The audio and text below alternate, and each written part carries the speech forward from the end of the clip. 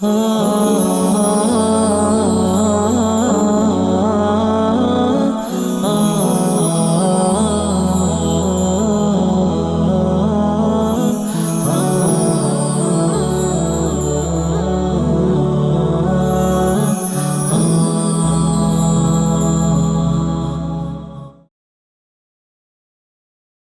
اللہ الرحمن الرحیم۔ شرح ابن عقیل کے پہلے باب خطبہ کے سبق نمبر 2 میں خوش آمدید۔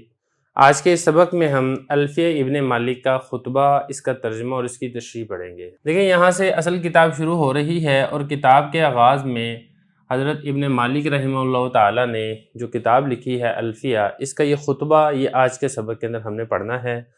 تو ہم سب سے پہلے یہ خطبہ پڑھیں گے، عبارت پڑھیں گے، ترجمہ کریں گے، اور اس کی جو مختصر تشریح ہوگی ہم وہ کریں گے، یہ آج کے سبق میں ہوگا۔ اس کے بعد اگلے اسباق سے پھر ایک ایک شعر کو لے کے جو ابن عقیل رحمہ اللہ تعالیٰ نے جو اس کی تشریح کی ہے، ہم انشاءاللہ وہ مکمل تشریح کو حل کریں گے۔ تو عبارت آپ دیکھ لیں، قال محمد هو ابن مالک احمد ربی اللہ خیر مالک مصلیا علی النبی المصطفیٰ وآلہ المستکملین الشرفا واستعین اللہ فی الفیۃ مقاصد النحو بها محویہ تقرب الاقصى بلفظ موجز وتبسط البذل بوعد منجز وتقتضی رزم بغیر سخط فائقۃ الفیۃ ابن معطن وهو بسبق حائز تفضیلا مستوجب ثنائی الجمیلا واللہ یقضی بہبات وافرہ لی ولہ فی درجات الآخرہ۔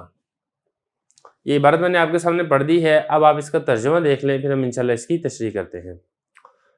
کہا محمد نے جو کہ مالک کے بیٹے ہیں، میں تعریف کرتا ہوں اپنے رب اللہ کی جو بہترین مالک ہے،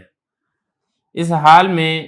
کہ میں سلام پیش کرنے والا ہوں نبی پر جو کہ چنے ہوئے ہیں، اور ان کی آل پر جو کہ جمع کرنے والے ہیں شرافت کو،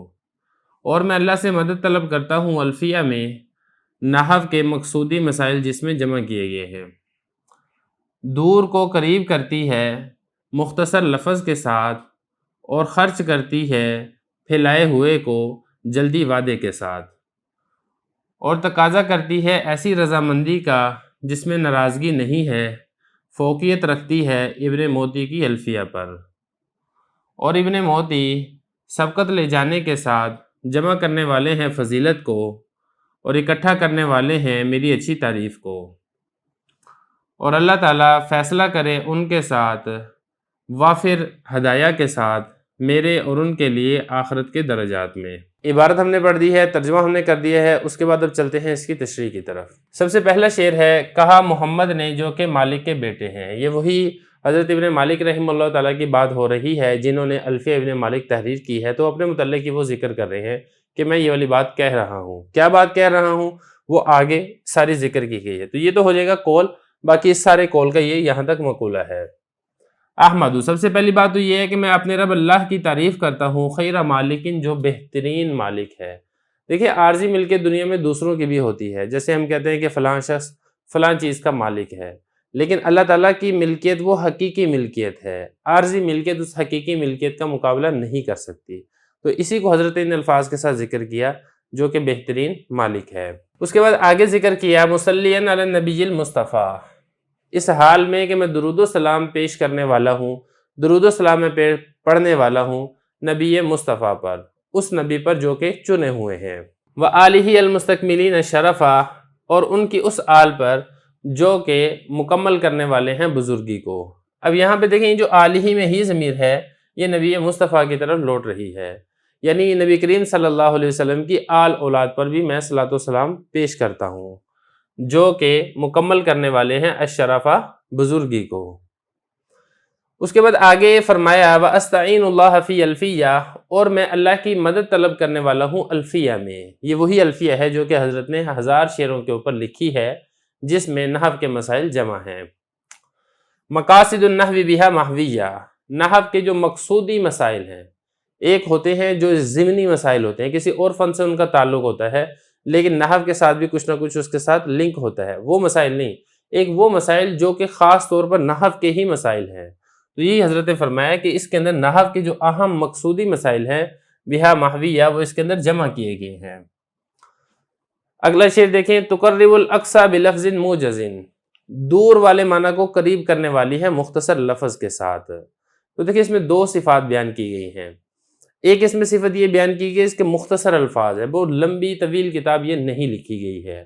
ایک بات تو یہ، اور دوسری بات یہ اقصی دور والا معنی، کچھ ایسے معنی جو کہ فہم سے دور ہیں، سمجھنے سے دور ہیں، حضرت ایسا ایک مختصر لفظ لے کر آتے ہیں کہ وہ دور والا معنی قریب ہو جاتا ہے، مطلب بآسانی سمجھ آ جاتا ہے۔ اس کے بعد آگے دیکھیں، وَتَبْسُطُ الْبَذْلَ بِوَعْدٍ مُنْجَزٍ، پھیلاتی ہے اپنے دیے ہوئے کو، البذل کا مطلب دیا ہوا، تبسط پھیلاتی ہے،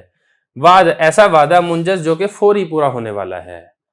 مطلب یہ کہ جو حضرت نے نحو کے مسائل سمجھانے ہیں اس کو فوراً سمجھا دیتی ہے، خوب سخاوت کرتی ہے، جو کہ اس کتاب کو پڑھ لیتا ہے وہ نحو کے مسائل کو بآسانی سمجھ جاتا ہے۔ ایسا نہیں ہے کہ حضرت ذکر کر دے کہ یہ والا مسئلہ میں آپ کو بعد میں سمجھاؤں گا اور وہ بات پھر آئے ہی نہ، ایسا نہیں ہے۔ جو وعدہ کرتے ہیں، جو مسئلہ سمجھانے کا وعدہ کرتے ہیں اس کو پورا بھی کر دیتے ہیں اور وہ مسئلہ انسان کو فوراً سمجھ آ جاتا ہے۔ تو یہ مسائل کے سمجھانے میں یہ والی کتاب خوب سخاوت کرتی ہے۔ اس کے بعد آگے دیکھیں، وَتَقْتَضِي رِضًا بِغَيْرِ سُخْطٍ، اور یہ والی کتاب تقاضا کرتی ہے اللہ کی ایسی رضامندی کا جس میں ناراضگی نہیں ہے۔ تو چونکہ اس سے آپ نحو سیکھتے ہیں، اس کتاب میں نحو کے مسائل ہیں، جب آپ نحو کے مسائل سیکھ لیں گے تو قرآن و سنت کو سمجھنے میں اس سے مدد ملے گی، مدد حاصل ہوگی۔ جب مدد حاصل ہوگی تو پھر قرآن مجید پڑھنے سے، سیکھنے سے، سمجھنے سے اللہ کی رضا نصیب ہوگی، اور اللہ کی رضا ایسی حاصل ہوگی بغیر سخط جس میں اللہ تعالیٰ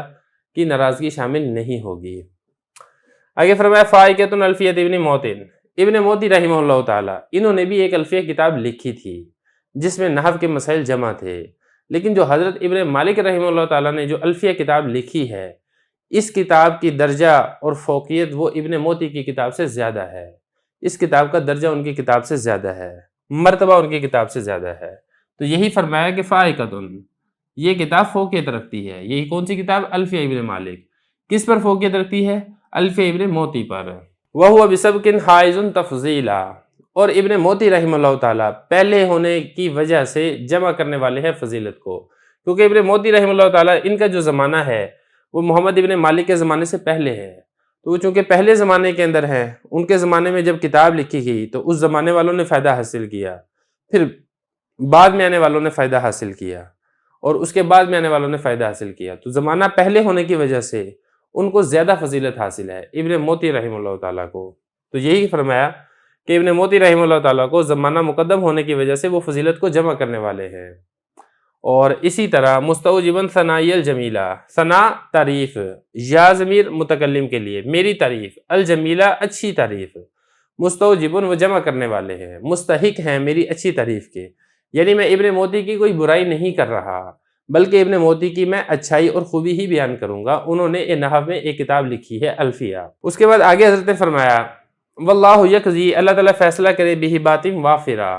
مکمل عطیوں کے ساتھ، مطلب اللہ تعالیٰ اپنے خزانوں سے بھرپور ان کو بھی فائدہ پہنچائے اور مجھے بھی فائدہ پہنچائے، لی میرے لیے، ولہ ان کے لیے، فی درجات الآخرہ آخرت کے درجات میں۔ تو یہاں تک حضرت نے ایک اللہ کی تعریف کر لی، ایک نبی کریم صلی اللہ علیہ وسلم پر اور آپ کی آل پر درود و سلام پیش کر دیا، اس کے بعد الفیہ کے بارے میں مختصر بتا دیا کہ الفیہ کی یہ تعریف ہے کہ اس میں نحو کے مقصودی مضامین جمع ہیں، اس کے الفاظ مختصر ہیں اور یہ معنی کو قریب کرتی ہے۔ پھر اس کے بعد آگے حضرت نے یہ فرمایا کہ جو میری الفیہ ہے یہ الفیہ ابن موتی کی کتاب پر فوقیت رکھتی ہے، اور ابن موتی رحمہ اللہ تعالیٰ ان کا مقام اور مرتبہ بلند ہے کیونکہ وہ میرے سے پہلے زمانے کے ہیں۔ یہاں تک یہ ساری مکمل ہو گئی ہے۔ اس کے بعد اصل کتاب شروع ہو رہی ہے، لیکن اصل کتاب ہم بعد میں شروع کریں گے۔ سب سے پہلے اس کتاب سے متعلق جو ابن عقیل رحمہ اللہ تعالیٰ کی کتاب ہے ہم انشاءاللہ اس کو حل کریں گے۔